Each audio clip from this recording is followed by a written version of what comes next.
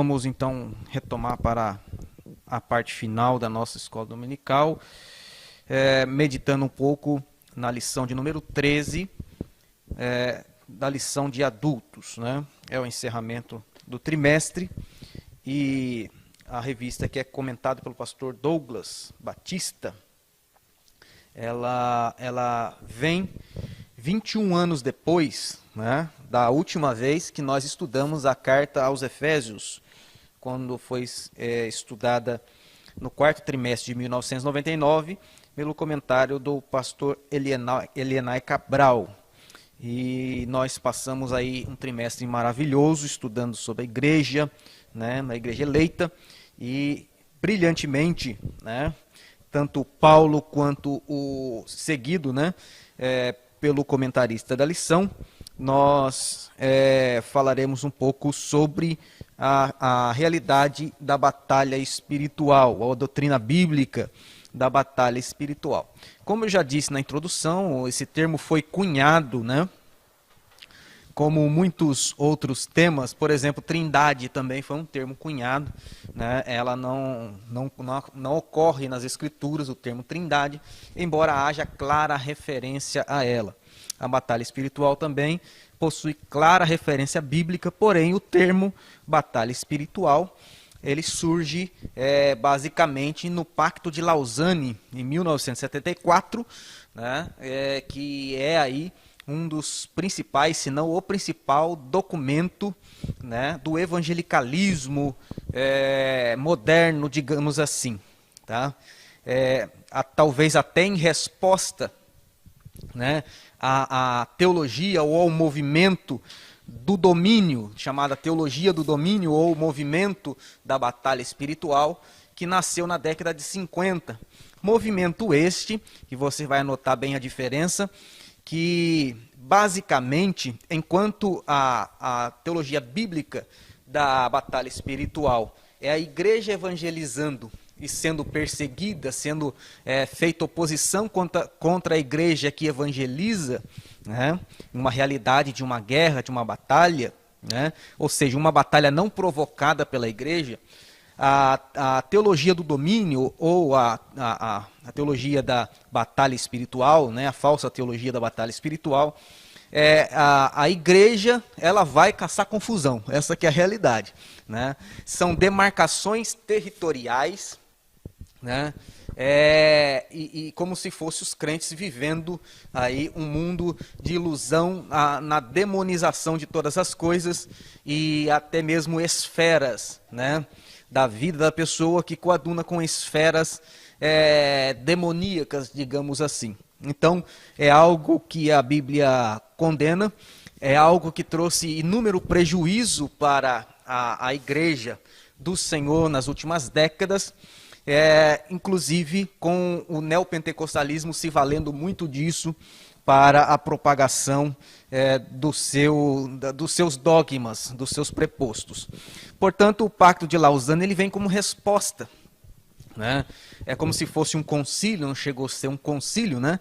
Mas é como se fosse a ONU, né, do evangelicalismo mundial, moderno, né? E eles cunharam o termo batalha espiritual com base na seguinte declaração: cremos que estamos empenhados num permanente conflito com principados e potestades do mal, que querem destruir a igreja e frustrar a tarefa da evangelização mundial.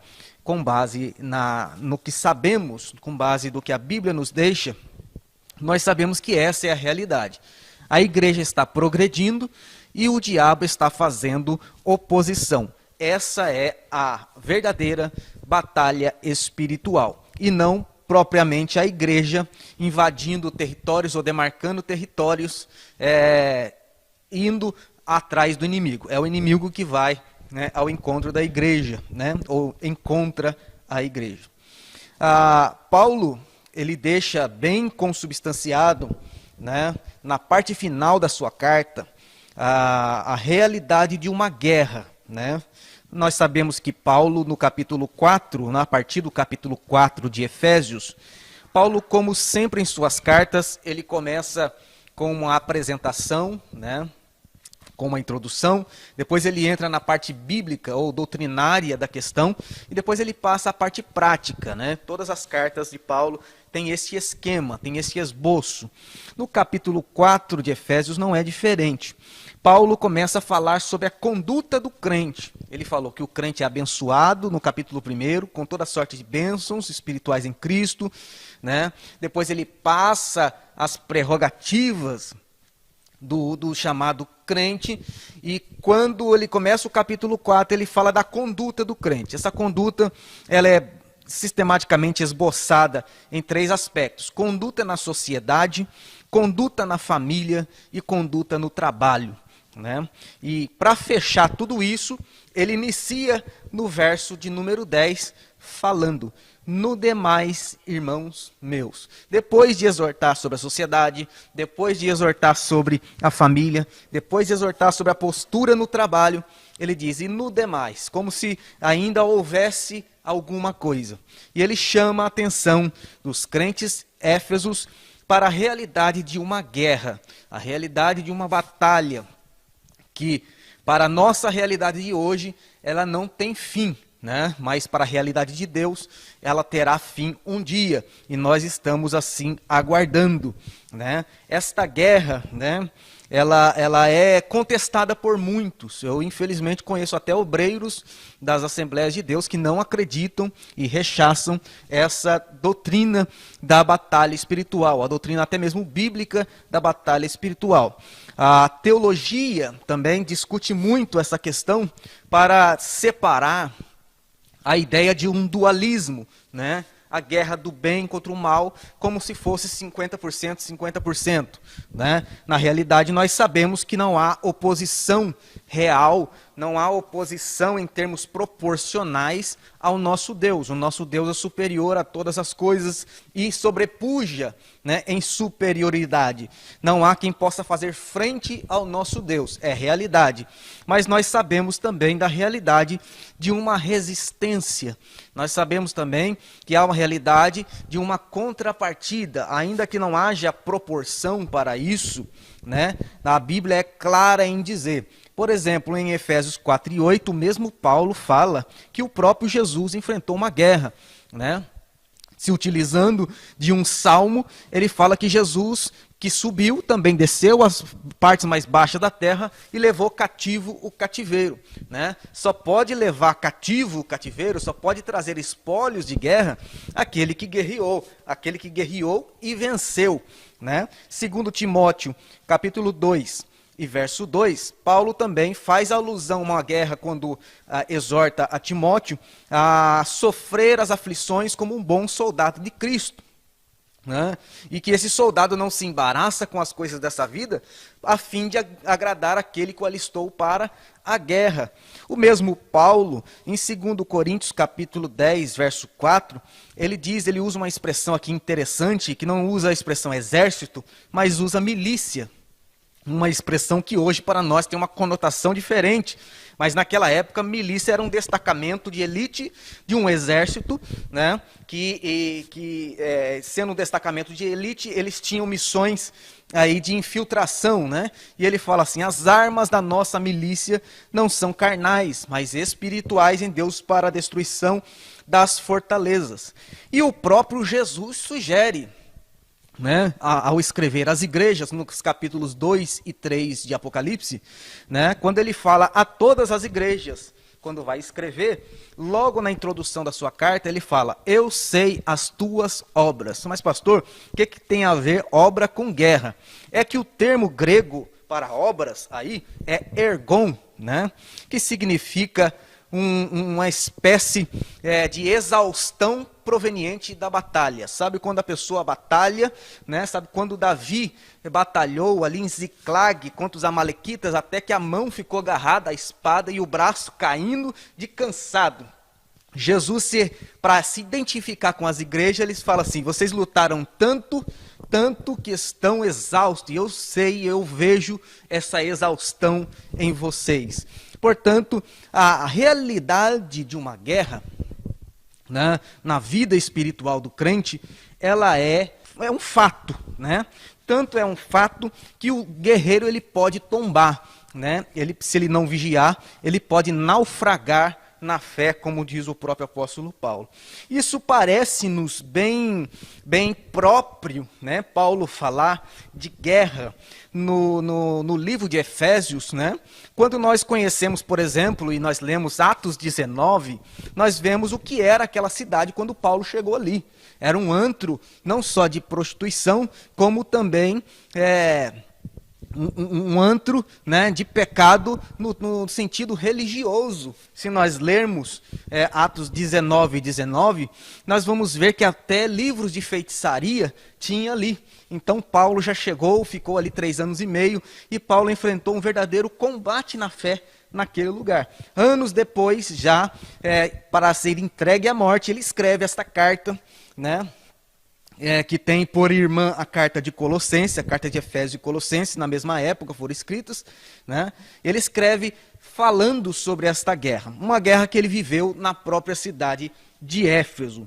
Pois muito bem, Paulo, ao falar de guerra, ele tem em mente exatamente a figura, né, do exército romano, também chamada Pax Romana, né? E a Pax Romana, ela, segundo os dados históricos aí, ela nasce em 14 depois de Cristo, sob o Império de Augusto, e vai até aproximadamente a sua época áurea, né? Ela vai até 120 depois de Cristo, né? Sob Trajano, tá? E era um símbolo de invencibilidade. Ou seja, desse período, aonde a Pax Romana, né? Chamada Paz Romana, né? Engraçado, até paz pela guerra, né? Onde ela chegava, irmãos, não tinha, a tática de guerra era perfeita, as armas eram perfeitas naquela época, para aquela época, né? A postura e o preparo físico dos soldados eram perfeitos para aquela época, então não tinha para os bárbaros, não tinha para os opositores naquela época. Onde eles chegavam, né, era realmente para conquistar. Foi a época de maior expansão do Império Romano, né? E Paulo usa, né, uma vez que estava preso, né, sob a guarda dos pretorianos, a guarda, né, de soldados também de elite, né, da Pax Romana. Ele fala isso, né, nós sabemos isso pela sua fala em Filipenses, né? E ele usa esse símbolo, talvez escrevendo da prisão, ele usa o próprio símbolo dos soldados ali andando, né, para aqueles locais, para dizer, né, para fazer ou para elaborar um ensinamento mais prático, um ensinamento mais palpável, né?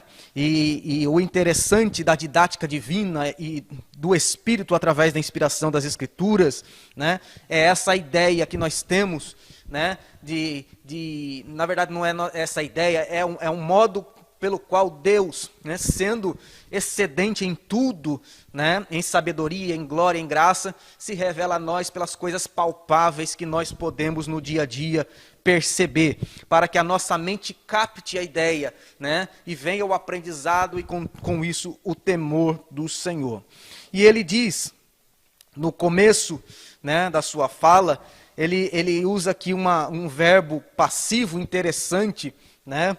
Ele diz assim: no demais, irmãos meus, fortalecei-vos, né? Que dá a ideia de um verbo de ação, mas o complemento deste verbo, né, sugere aí um verbo passivo: fortalecei-vos no Senhor. A nossa força, ela vem do Senhor, não vem em nós mesmos. Paulo deixa clara essa dependência que o crente tem que ter do Senhor. Logicamente, não passaremos por toda a leitura, mas faremos aqui um resumo, né, um apanhado, somente destacando os pontos mais importantes. No verso de número 11, ele continua dizendo: tomai toda a armadura de Deus. Né? Embora os soldados soubessem, naquela época, se portar, pudessem correr, né? Não fosse aí fora de forma sedentário como eu, né? Como ele pudesse assim, se virar em termos físicos, né? Em termos de improvisação, na verdade era de praxe, né, que ele vestisse toda a armadura, né? Por exemplo, nós temos hoje um exemplo paralelo a isso, podemos usar o exército brasileiro, ou até mesmo a polícia militar, né, que não pode ir para a rua sem os equipamentos necessários para a sua segurança e também para a imposição, né, da lei, né, e o cumprimento da lei pelo Estado, né? Então não pode deixar de usar o seu colete, não pode deixar de usar o seu armamento, não pode deixar de usar o protocolo e assim vai, né? Isso nos sugere, né, em termos gerais, uma dependência mútua. Quando ele fala toda a armadura, nada, nenhuma peça pode faltar, porque uma está conectada à outra. Uma, se não usar uma, vai fazer falta para a outra. O soldado ele era completo quando o paramento era completo. E o paramento precisava ser completo para minimizar, para mitigar, né, toda a possibilidade dele ser alvejado e contar como baixa no seu exército. Em segundo lugar, Paulo sugere, quando fala toda a armadura, porque essas armas, elas eram não só de defesa, né? A maioria das armas era de defesa, mas tinha armas também de ataque, né? Então a igreja não está também passiva a essa perseguição, a essa resistência. Em terceiro lugar, quando ele fala toda a armadura, ele fala sobre saber usar, né? Saber como usar, saber o que é, para o que serve e como usar. Isso nos fala do manejo, né? Manejar corretamente. O próprio Paulo usa esse próprio verbo falando a Timóteo sobre manejar bem a palavra da verdade. E sobre todas as coisas, ele termina o seu texto dizendo, faça isso, né? Use toda a armadura de Deus, orando em todo o tempo, orando sempre, né? Esse é o mandamento de Jesus, que deu o exemplo da oração, né? E o mandamento também dos apóstolos, como quem diz, para a manutenção desta armadura, né? Porque toda armadura ela se desgasta, toda armadura naquela época a espada desafiava, com certeza enferrujava. Eu já tive a oportunidade de ver num museu uns armamentos do século I, né? Estão bem deteriorados, então enferruja, não tinha inox naquela época, né? Era tudo ferro mesmo, né? Então tinha que ter aí não só a prontidão em usar, mas também a manutenção. Ele começa basicamente, eu vou pontuar aqui bem por cima, né? Pelo cinturão da verdade, né? É o cinto, né?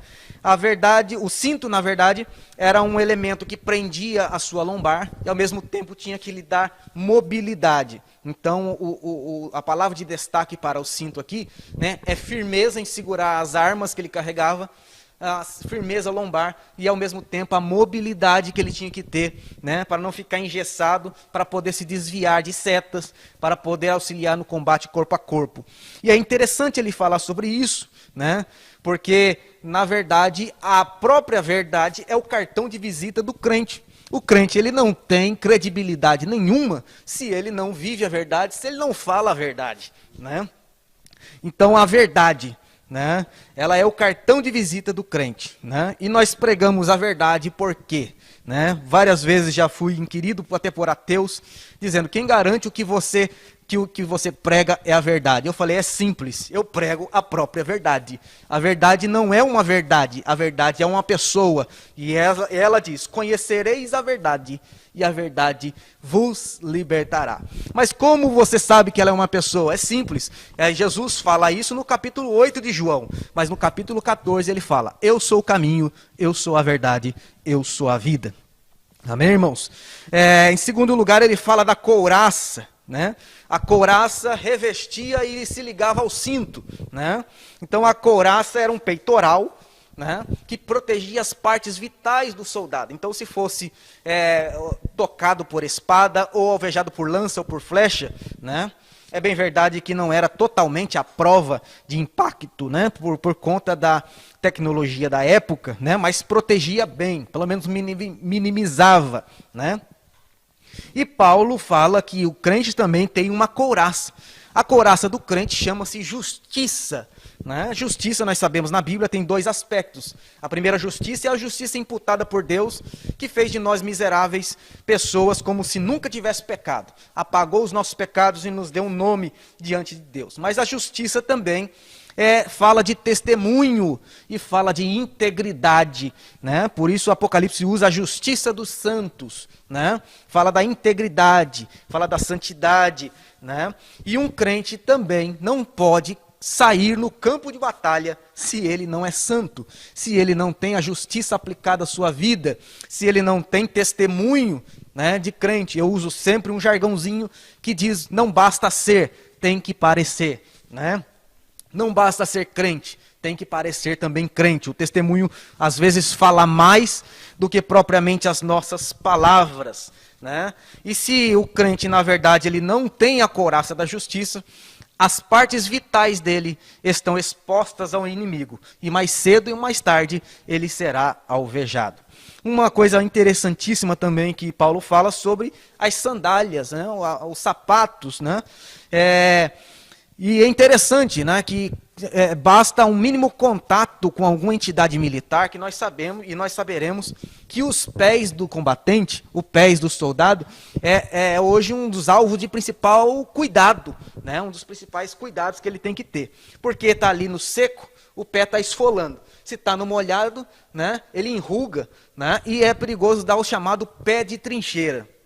E nós sabemos, se estudarmos a história, né, a Batalha de Stalingrado, lá na Segunda Guerra Mundial, né, onde a Alemanha ela foi derrotada, o nazismo caiu diante da Rússia, da União Soviética, né, os especialistas em guerra, eles apontam 6 motivos pelos quais a Alemanha caiu. E um deles se refere exatamente ao cuidado com os pés. Porque os soldados, os sapatos dos soldados, o coturno do soldado, ele não se mostrou apropriado para o terreno e para as condições climáticas que se apresentaram ali. O frio e a umidade começou a deteriorar os pés dos soldados alemães e eles começaram a sentir. Agora, olha a tática. Meio que indiretamente o terreno contribuiu. Por quê? Porque um soldado sentia.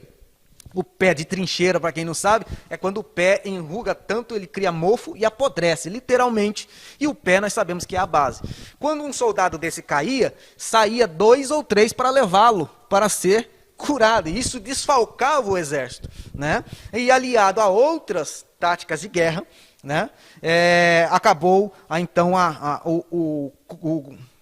Alemanha caindo diante da União Soviética na Segunda Guerra Mundial. Cuidado com os pés. Paulo está falando, não descuide da cabeça, né, ele vai falar depois da cabeça, mas não descuide também do pé. Não descuide do coração, mas não descuide também dos pés, né? Muitas pessoas estão, às vezes, com os corações protegidos, né, mas os pés descobertos, né? E eu já vi pessoas, né, que desafiou o diabo com tamanha veemência, né, esperando o diabo aqui em cima, né, e o diabo derrubou por baixo, derrubou pelos pés. Então temos que tomar cuidado.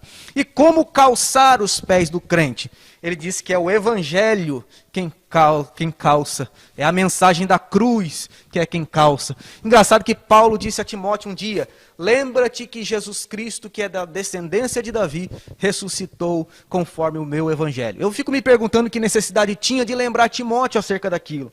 Mas Paulo, por algum motivo, ele diz, Timóteo, nunca se esqueça que Jesus morreu, ressuscitou, subiu ao céu e em breve voltará. Esse é o evangelho que nós pregamos, irmãos. E esse evangelho não é evangelho de confusão, mas evangelho de paz. Ele diz, as sandálias que o crente usa é do evangelho da paz. Ele também fala do escudo da fé, né, que em momentos que a nossa razão não pode captar, nós podemos crer, né? Fala do capacete da salvação, que protege a cabeça, né? Hoje nós temos aí, né, uma tecnologia chamada headshot, né, que às vezes até mísseis já são programados exatamente para mirar a cabeça, né, do oponente, né? Então, quando o crente está aí com o capacete da salvação, esse capacete da salvação é a certeza da salvação, é a esperança da salvação.